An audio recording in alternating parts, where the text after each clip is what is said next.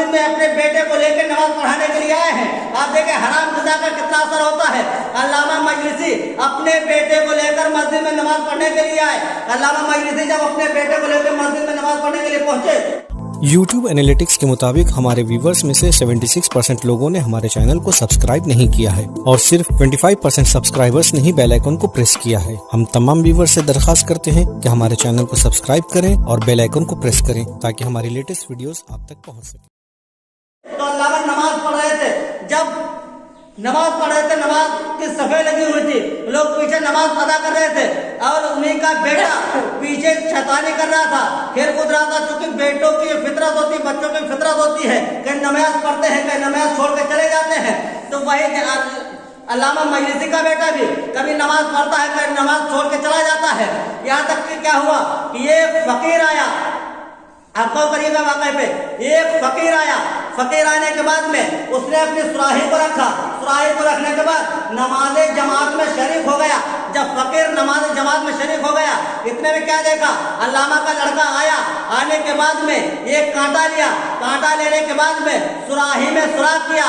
سراہی میں جیسے سوراخ کیا تو پانی بہہ گیا. بس جیسے ہی پانی بہا, نماز تمام ہوئی. نماز تمام ہونے کے بعد وہ فقیر علامہ کے خدمت میں پہنچا. پہنچنے کے بعد کہتا ہے کہ آپ کے بیٹے نے ہماری سراہی میں سوراخ کر دیا ہے, ہماری سراہی کا سارا پانی بہہ گیا ہے. اب ہم پانی کو کیسے استعمال کریں گے, پانی تو بچا ہی نہیں, ہم نے اپنے استعمال کے لیے پانی کو رکھا تھا, اب ہم کیا کریں. تو ایک مرتبہ علامہ مجلسی پریشان ہو جاتے ہیں کہ یہ کیا معاملہ ہے کہ ہم نے اپنی زندگی میں واجب کو تو ترک کرنا دور کی بات ہے, ہم نے مستحبات کو بھی ترک نہیں کیا ہے, اور یہاں تک کہ مکروہ کام کو بھی انجام نہیں دیا ہے. حرام کام کو تو چھوڑیے, ہم نے مکروہ کام کے بھی قریب ہم نہیں گئے ہیں. لیکن یہ معاملہ کیا ہے, ہمارے بیٹے نے اتنی بڑی خطا کیسے کر دی ہے.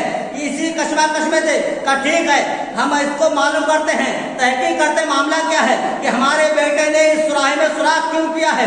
آج جو ہمارے بیٹے گندا کام کر کے ہمارے گھر میں واپس آتے ہیں, اس میں ان کا قصور نہیں, اس میں ہمارا قصور ہے. کہ اس لیے جیسے علامہ مجلسی اپنے گھر میں واپس آئے, واپس آنے کے بعد اپنی بیوی سے کہا, یہ بتاؤ آج ہمارے بیٹے نے ایسی گندی حرکت کی ہے, ہمارا سر شرم سے جھک گیا ہے. کیا ہوا ہے, کہ یہ فقیر ہمارے پیچھے نماز جماعت ادا کر رہا تھا اور اس کی سراہی رکھی تھی, ہمارے بیٹے نے اس سراہی میں سوراخ کر دیا ہے. یہ بتاؤ کہ تم نے اپنی زندگی میں کوئی ایسا کام کیا ہے, ایسی غذا کھائی ہے جس حرام غذا کی وجہ سے ہمارے بیٹے نے اتنا بڑا کام کیا ہے. ایک مرتبہ اس کی بیوی کہتی ہے, علامہ کی بیوی کہتی ہے کہ ہم نے اپنی زندگی میں کوئی حرام کام انجام نہیں دیا ہے. پھر علامہ کہتے ہیں نہیں, غور کرو, فکر کرو, سوچو سمجھو, ہو سکتا تم نے جانے انجانے میں کوئی حرام غذا کھائی ہو. ایک مرتبہ ان کی بیوی کہتی ہے, علامہ کی بیوی کہتی ہے سنو, ہاں ہماری زندگی میں ہم سے ایک گناہ ضرور ہوا ہے. کا گناہ کیا ہوا ہے, تاکہ ہم اپنے پڑوس والے باغ میں گئے تھے, اس باغ میں ایک انار کا درخت تھا. اس انار کے درخت کے قریب جب پہنچے تو کیا دیکھا کہ انار پکا ہوا لگا ہوا ہے. ہم انار کے قریب گئے, ایک انار کے کانٹے کو توڑا, توڑنے کے بعد انار میں چبھویا. بس جیسے ہی کانٹے کو انار میں چبھویا تو ایک مرتبہ اس سے کانٹے کی نوک کے اوپر ارک نکلا. بس جیسے وہ ارک نکلا, وہ جوس نکلا, اس ارک کو ہم نے اپنی زبان پہ لگا لیا.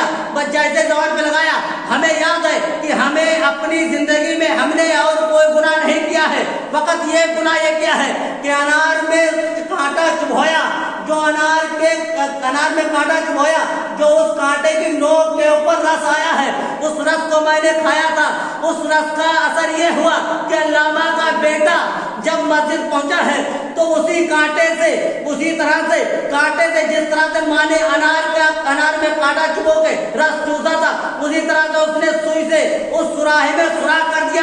تو معلوم یہ ہوا کہ اگر کوئی انسان ایک کانٹے کی نوک کے اوپر بھی حرام غذا کو لگا کے اگر اپنے ذہن میں پہنچائے گا تو وہ بھی اپنا اثر رکھتی ہے. تو معلوم یہ ہوا کہ ہمیں چاہیے کہ ہم ان سب چھوٹی چھوٹی چیزوں سے بھی بچنے کی کوشش کریں. اگر نہیں بچیں گے تو یہ جو بچے ہمارے حرکت کر رہے ہیں, اس میں ہمارا اور ہماری ماں کا قصور ہے. سبحان اللہ, سبحان